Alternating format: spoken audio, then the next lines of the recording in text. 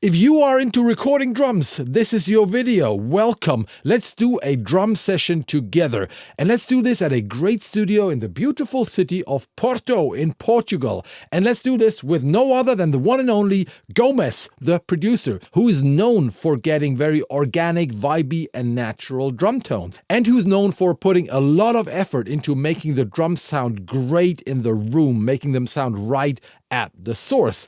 Let's get started. Here we go.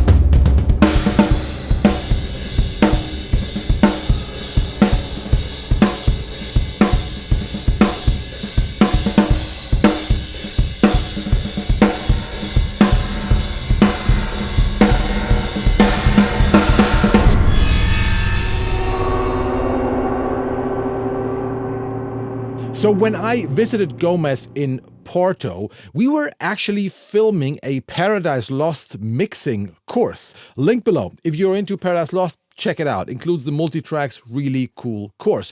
But we had some time left and Gomez said, hey, why don't we do a spontaneous, quick and dirty drum recording session? Great idea, right? So we pulled out the cameras again and we invited a drummer, and Gomez actually used the same drum kit that he used for the Paradise Lost session, and we just started. And I talked to him all the time and I asked him questions, just trying to get as much information and tips out of him as possible. And we ended up with a, I think, 1.5 hour long course of that session where he talks about the right cymbals, the right shells, the tuning, microphones, mic positions, where you can see the sound check, hear all the microphones, and the course also includes the original multitracks and even some samples. Check out the link below if you want to watch the full course. What you are about to watch is a small part of that course that I thought was very interesting. We're going to check out how Gomez mics the room. He used 3 stereo room microphones, close, far, and even one inside an echo chamber. Really cool. And additionally, he used some reverb. He's going to walk you through the entire setup. I hope you will enjoy. Check it out. Hello everybody, we're recording drums today.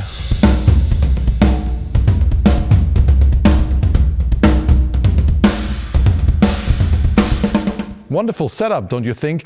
I'm here with the one and only Gomez. Very interesting setup. I think I haven't heard most of the microphones here. This is basically the setup he used for the latest Paradise Lost recording. And your typical way of recording drums? Again, like with everything I do, it depends on the band and the drummer and what you want.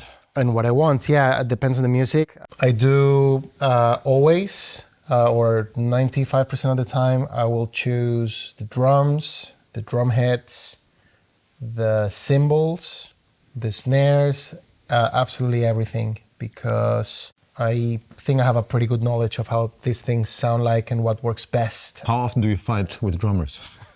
Never. Never? No, very rarely. Most of the time when there is like a, okay, no, we disagree, I like doing this, I like doing that, I always go like, well, how about what we try it my way? Yeah. And most of the time that they're happy to do that? They're happy to do that, Yeah, you're in the middle of the setup, right? But what do we have here? This is a very old Yamaha 9000. It's what they call the pre-yes mount. So the mounts are actually drilled into the wood. Yeah.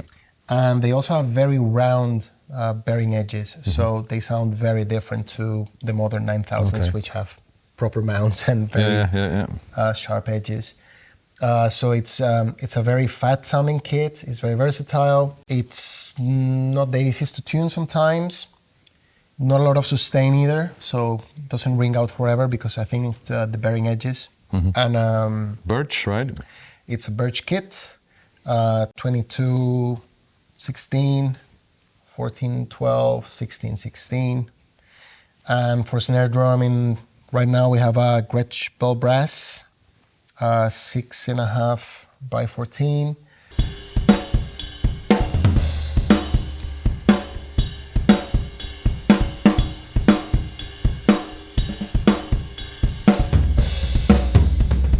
This is a R88 AEA ribbon, stereo ribbon mic. As I told you before, I'm really into like a ribbon pair that kind of low to capture more of the shells and the meat of the kit. Low pass and high pass quite a lot on this. So it can be like a 1K to like maybe 80 hertz. Oh, That's wow. all I Okay, use. okay. Yeah. And this is the position, or is it just? Yeah, I like getting it more instead, because if it's a stereo mic, so if you have it in front of the kit when it's this close, you get too much of the kick or the snare in one side.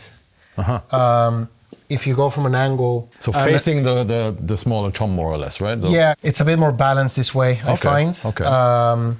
Again, and this could be a mic that once you filter some of the top end, you start losing some of that sides information a little. And you rather go low to pick up more of the shells. That's yes, the idea. Okay. and usually with this mic, most of the time I would use the decapitator to like filter and distort it a bit. But this is really what I feel. It gels my drum sounds together. Like when I feel like I've done my overheads and my spot mics, and okay, it all sounds cool, but it feels like a collection of instruments instead of one instrument. I find this kind of stuff is very useful to glue everything together. Yeah, got it. So this is my room mic thing here. I like this technique a lot when you have either smaller rooms or a room that is like this size, but this room is very, very controlled. So it's actually, sometimes it's kind of hard to get a bit of the room out of it. So these are actually facing the wall. So they're cardioid. Yeah. Facing the back wall. Yeah. Yes. So this is, and the purpose of this is to just try and eliminate anything coming from there too quickly, because I want to get like more room out of it. Yeah. And the position, why do you put them here and not like further away, or is that just tried and found? Yeah, it's just something that I've been like there, like somewhere between here and that line on the floor. It kind of works. Yeah, again, because this room is so controlled, it doesn't make a massive difference. And I even end up using a time adjuster on Pro Tools on this, so I delay them a little bit, about 400 samples or something, just to get a bit more. Because what I want from these mics is that kind of explosive, quick, like slap back, like quick slap back of the room kind of thing. Which it's a bit tricky because your cymbals can get very splashy on this particular kind of stuff. Cool. So that is room close, room medium. Room whatever. medium, I guess. Yeah. And now the fun stuff. I always like having like a ambiency far kind of, and I actually in Oregon, my studio in the UK, I always mic'd up the kitchen. That was very diffused, far. Like open the door and next room. Yeah, and then the next room was like all brick and all wood, facing into the kitchen, and that sounded great. I really like having always a pair of something like that. Next door mics. Next door mics, usually to like sidechain the snare, just to get that more of kind of big explosive thing. Here there is this super cool echo chamber where I mic up the corners with a pair of KM81s or KM84s. I don't remember what I used. 84s are the no, 84, Omni, 84s. Yeah. Okay. So this echo chamber sounds great, but it's too bright. It's the reverb is too long for me. So the mics are facing the corners.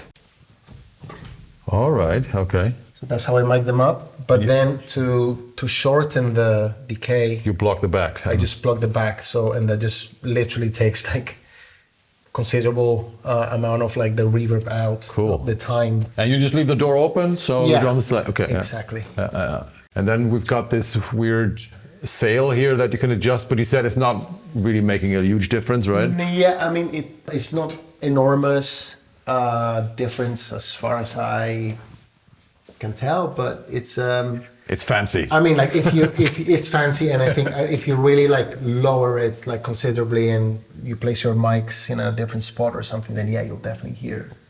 So it's just more versatility. That means we have three stereo pairs of room mics. Hey Gomez, what about mono room mics? Just say no. Just say no. Suck. Yeah. Yeah, I agree. So now I'm gonna check my room close, which is the R88. It's a bit hot.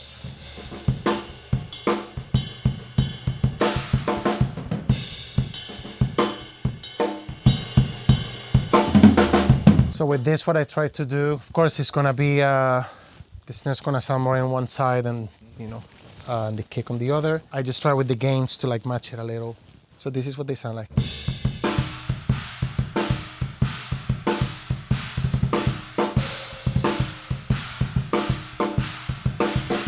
Sounds very much like a drum kit, right? That's what I think it's pretty typical for those mics, right? That they give you a pretty realistic feel. Yeah, with this, as I said, I will focus more on getting the shells than this, more so than the cymbals. More of a shell mic. And I usually process it with decapitator and lots of filtering.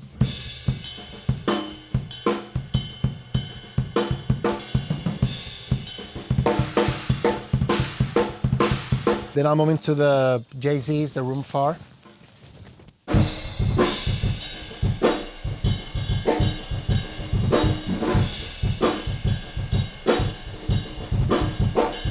They kind of sound weird on their own, but I'll show them in context like what I want out of them and what I would do in the mix.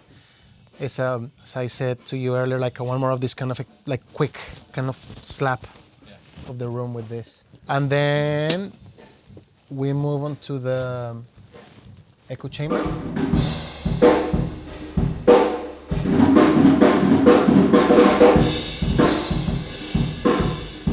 And then the PCM70, the tiled room that I recorded on the Paradise Lost. I actually printed this because I wanted to, it sounds like this.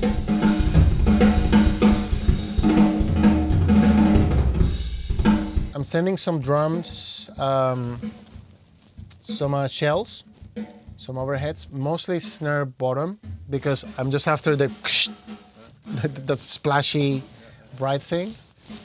I'll send a little bit of snare top, a lot of toms, in particular for the Paradise Lost project that we used this same kit for. That had like a really big like lexicon type reverb, so.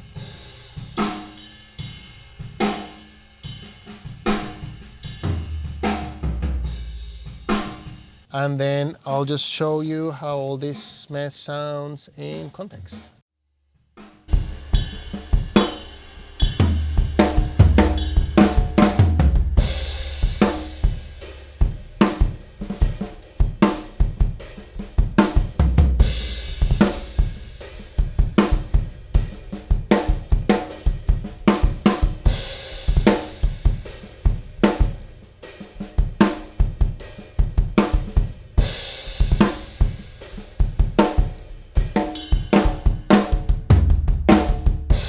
So I'll go through the rooms quickly.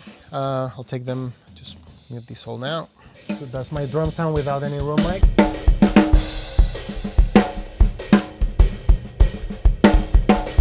Then I will add I'll show the room close, what it does.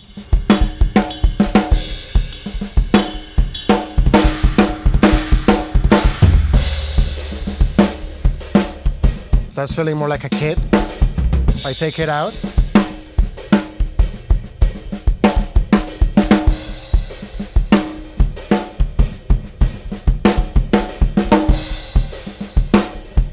I would normally EQ out some of that nasty thing that comes out of the kick drum.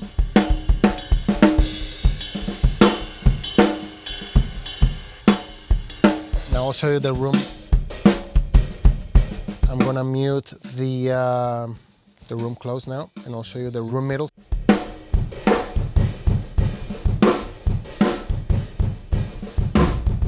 So that's doing exactly what I wanted to do. That that kind of slappy thing. The only thing with this is that you start getting, the cymbals can get really splashy. So that's when you start the battle of the rooms, which is very difficult. That's without it. Then I'll bring the echo chamber in.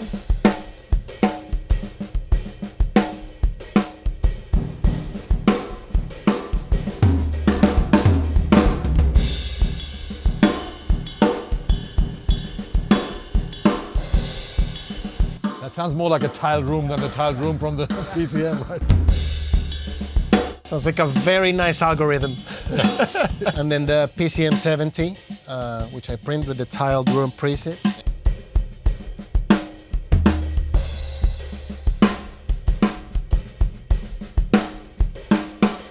Which has kind of like a similar effect, right? Like the echo chamber. Yeah? So then I'll use like a combination of stuff.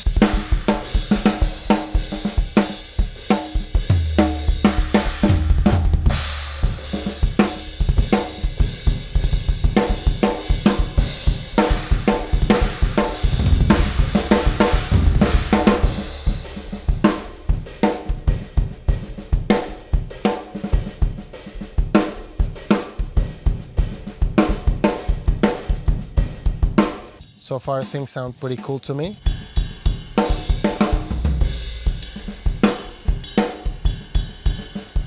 But I think this is a very nice natural sound, and this is the kind of sounds that I like getting.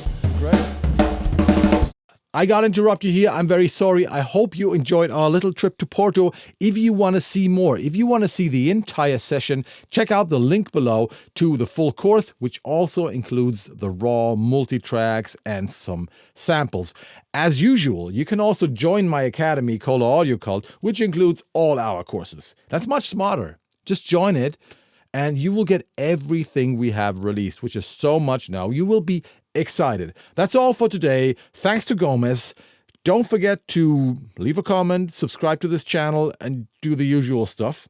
I'll always try to read the comments and to answer them. If you have questions, down below. That's all for today. I see you in hell, motherfuckers. Bye-bye.